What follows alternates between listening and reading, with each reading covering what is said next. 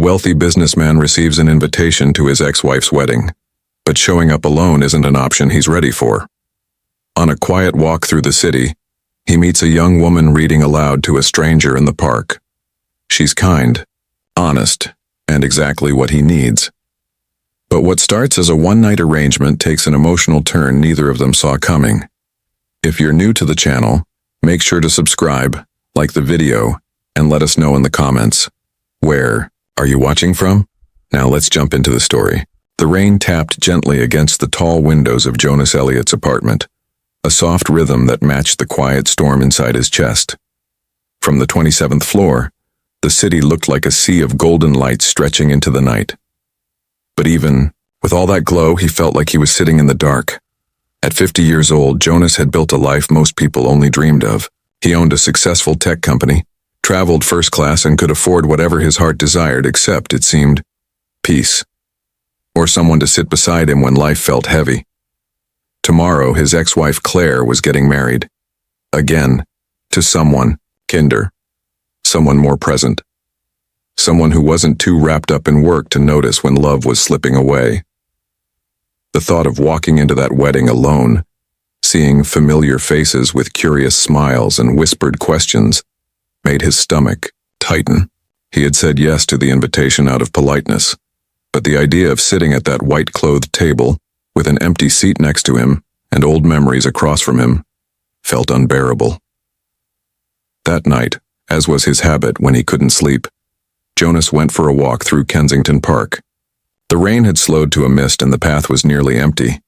He kept his hands in his coat pockets, head low, until he heard a voice. A soft, calming voice reading aloud.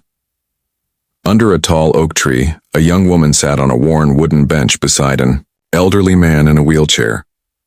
Her voice wrapped around the words of a book like a lullaby, making the lines feel gentle and warm. The old man listened with closed eyes and a content smile. When the reading ended, the man patted her hand, whispered something with a shaky laugh, and slowly wheeled away toward the nearby care home. The young woman remained, carefully packing the book and a small box of pill bottles into a canvas tote. She didn't notice Jonas until he stepped closer, unsure of what to say. "That was very kind of you," he said softly, so he wouldn't startle her. She turned toward him. Her face was open, her blue-gray eyes clear and calm. "Thank you," she replied, brushing a strand of damp hair from her face. "Mr. Dalton sometimes forgets what day it is, but never misses story time." She held out a hand, not shy at all. "I'm Nora Wynne." "Jonas Elliott," he said, taking her hand with a slight nod. "It's nice to meet you." A pause. Then, the words slipped from his mouth before he could fully consider them. "This may sound strange, but would you consider coming to a wedding with me tomorrow? I'd pay you, quite generously." Nora blinked, not shocked but curious. She tilted her head like someone examining a puzzle. "Why?" she asked, not with suspicion, but genuine interest. "You don't seem like someone who needs company just to fill space." Jonas let out a quiet breath and sat on the edge of the bench, leaving space between them.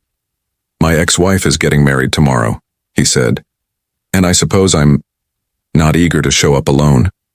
She studied him a moment longer, then said, gently, "You're not looking for arm candy, are you?" "No," he replied, surprised by her honesty. "It's not that. I just don't want to walk in there feeling like I failed." There it was. The truth. Out loud and bare. Nora looked down at the bag in her lap. "I understand that kind of pain," she said quietly. "My grandfather, he raised me. I take care of him now. He had a stroke last year, and it changed everything. I had to leave school to stay close." She paused, then met his eyes again. "I could use the money. His treatments are expensive, but I won't pretend to be someone I'm not." "I wouldn't want you to," Jonas replied. She nodded slowly, as if she'd already made up her mind. "All right, Mr. Elliott, I'll come with you, but I won't wear fake smiles or play a part." "Deal," he said, and for the first time in weeks, a small smile touched his lips. The next evening, Jonas waited outside Nora's small apartment building, unsure of what to expect. When she stepped out onto the porch, time seemed to pause. She wore a simple off-shoulder dress in deep forest green, and her hair, curled in soft waves, glowed under the porch light. She didn't try to look glamorous. She didn't need to. "You look lovely," he said, surprised by how much he meant it. "You clean up well yourself," she replied with a small laugh, brushing her fingers down the side of her dress nervously. They stood for a moment in the silence that follows honest compliments. Then she walked down the steps, and he opened the car door for her like a man remembering his better manners. As they drove toward the wedding, Jonas glanced at the seat beside him. It didn't feel empty anymore. The sun peeked through the clouds as the car rolled up the gravel driveway of Wickerton Hall, a grand old estate wrapped in ivy and memories. White roses lined the stone path to the main entrance, and music drifted softly from the garden where the ceremony had taken place an hour earlier. Jonas parked the car and turned to Nora. She was looking out the window, taking in the sight of the glowing lanterns and the groups of people chatting in elegant clothes. Her hands rested quietly in her lap, but there was a slight tension in her shoulders. "Ready?" he asked gently. She turned to him and smiled. "As ready as I'll ever be." Inside, the reception was already in full swing. Waiters moved between tables with trays of champagne and canapes. Laughter floated through the room, mixing with the light clinking of glasses. It was the kind of polished, high-society event that usually made Jonas feel strangely out of place despite his wealth. But tonight, with Nora beside him, it felt different. The moment they stepped in, a few heads turned. Jonas recognized some faces from years ago, college friends, old co-workers, people he hadn't spoken to since the divorce. He caught a few raised eyebrows, followed by polite smiles. His nerves started to rise, but then Nora did something unexpected. She reached over and lightly touched his arm, grounding him. "Just walk in like we belong here," she whispered. "Because we do." And with that, they moved together into the crowd. Within minutes, Nora was talking to a small group of guests near the piano. Jonas watched from a few steps away, amazed at how easily she fit in. She laughed softly at an old joke from one of Jonas's former business partners. She complimented a young girl on her dress and asked about the table's flower arrangements, genuinely interested. People warmed to her as if they'd known her for years. Jonas was halfway through a conversation with a retired investor when he felt someone approach from behind. "Jonas." He turned and saw Claire standing there in her creams, silk gown, soft curls falling around her shoulders, a smile on her lips that was both familiar and distant. "You made it," she said warmly, "and you brought someone lovely." Jonas nodded, catching the light in Nora's eyes across the room. "Yes, this is Nora Wynne. She's a friend." "I'm glad," Claire said, meaning it. "You deserve some joy." "We both do." He smiled gently. "Congratulations, Claire. I hope you're happy." "I am," she said. Then before turning away, she added with a knowing smile, "Don't let that one slip away." Jonas watched her go. There was no bitterness left, just a quiet understanding between two people who had once shared a life and had let it slip through their fingers. Later that evening, as the music slowed and the guests began to drift toward the terrace, Nora and Jonas found themselves alone on the edge of the dance floor. "Dance with me?" he asked. She nodded and stepped into his arms. They swayed under the soft glow of string lights, the world around them blurring into music and stars. Nora's hand rested lightly on his shoulder, her other hand tucked in his. "She seems kind," she said softly after a few moments of silence. "She is," Jonas replied. "We just wanted different things." "What happened?" she asked, not pushing, just curious. Jonas let out a quiet breath. "I buried myself in work. Thought if I built something big enough, it would make up for the things I couldn't give her. But what she really wanted was time, children, travel, a shared life, not just a fancy one." He paused, looking away. "I gave her everything but what she needed most." Nora didn't speak right away. When she did, her voice was gentle. "We all make choices, some because we have to, some because we don't know better at the time." Jonas looked down at her. "What about you? Any choices you regret?"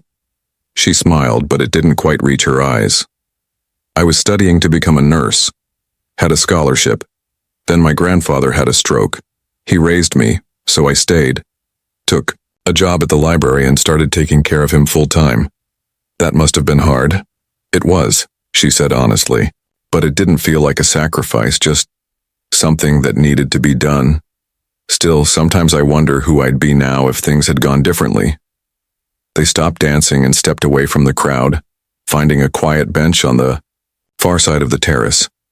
A breeze rustled the trees nearby. You have a strength most people miss, Jonas said. You just go quietly about your life, helping others, without asking for anything in return. Nora looked at him, surprised by the sincerity in his voice. I think, he added, you're exactly the kind of person I forgot the world still had. She looked down, a soft blush in her cheeks. You didn't forget. You just stopped looking. As the music faded and the night drew on, Jonas and Nora sat there in peaceful silence. No rush. No expectations. Just the quiet understanding between two people carrying different stories yet somehow walking a similar path.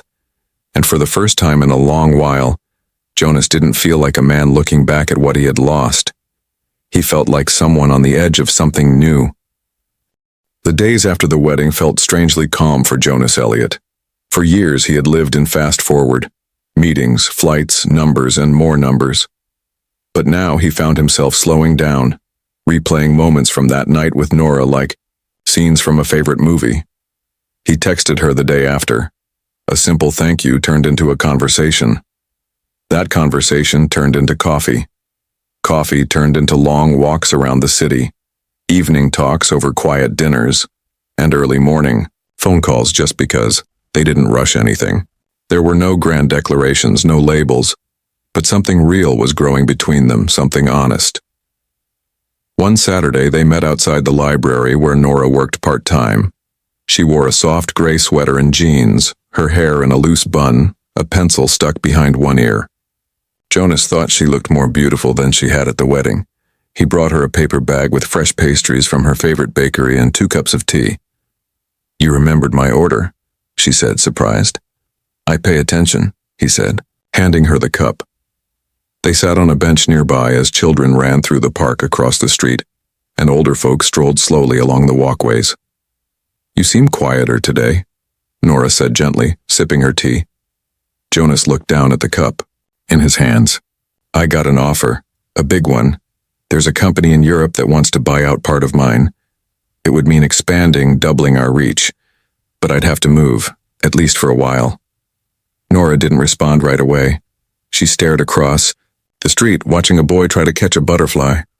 That's a big opportunity, she finally said. Sounds like something you've worked for. Maybe, he said. But lately, I'm not sure what I'm working for anymore. She turned to him. You don't have to stay because of me. I'm not staying or leaving because of you, he said. I'm trying to figure out what I want now, not what everyone expects me to want. They sat in silence for a moment. I've got something to tell you too, Nora said, her voice softer now. There's a foundation scholarship I applied for a while back. It would let me finish nursing school. They offered it to me. Jonas's eyes lit up. Nora, that's amazing. It is, she said, smiling. But it's in another city, a few hours away, and I'd have to move next month. He felt the air shift between them, not colder, just uncertain. What will you do? He asked. I don't know yet, she admitted. Part of me wants to say yes without thinking. The other part worries about leaving my grandfather, my routine, this version of my life. Jonas reached over and gently took her hand. You deserve to build your own life again, not just care for everyone else. She looked down at their hands. And what about you? I don't know either, he said. Maybe we're both at the edge of something, trying to figure out which way to jump. The next week passed slowly. They didn't talk every day, giving each other space to think. Jonas spent more time walking through parks than boardrooms. He visited his sister. He looked through old photos. He even cooked something that didn't come from a microwave. Nora, meanwhile, spent evenings helping her grandfather and late nights rereading nursing books she hadn't touched in years. She didn't want to admit it, but she was scared. Not of failing, of letting herself hope for something more. Then, on a quiet Wednesday, Jonas called. "I'm outside," he said. She stepped out to find him standing on the sidewalk holding a small envelope. "What's this?" she asked. He handed it to her. Inside was a photo of a small building with big windows and a hand-painted sign that read, "The Willow Center for Community Healing. It's an old space I'm buying," he said, "going to turn it into a place for caregivers, support groups, resources, counseling, people like you who give everything and get nothing back." Nora stared at the photo. "Why?" "Because I want to do something that actually helps people," he said. "And because meeting you made me remember what it's like to build something meaningful." She looked up at him. "You don't need to prove anything to me." "I'm not," he said. "I just wanted you to know. I'm not afraid to change." Tears welled in her eyes, but she blinked them back. "I said yes to the scholarship," she whispered. He smiled. "Good. You should go." "I'll be back on weekends," she added, almost shyly. "And holidays." He chuckled softly. "I'll save you your favorite tea." As they stood there in the soft light of the setting sun, there were no promises, no dramatic speeches. Just two people with open hearts ready to face the next step, even if they were walking in slightly different directions.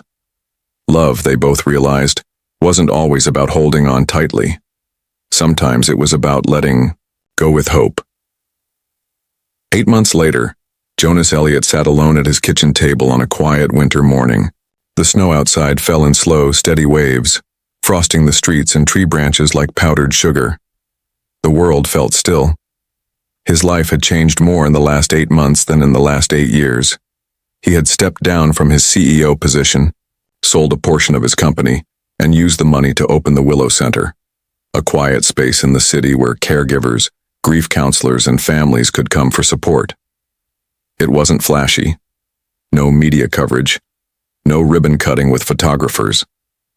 Just a few rooms filled with warmth, soft lighting, and people who truly listened. He'd never felt more proud of anything.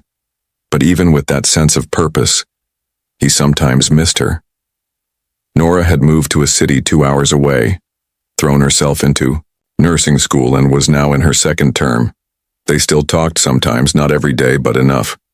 Messages filled with encouragement, funny stories, shared photos of snowy mornings or late-night study sessions. But they hadn't seen each other in person since the day she left. Until that morning. It came in the mail, a small envelope with her handwriting on the front. Inside was a single sheet of paper and a map sketched in pencil.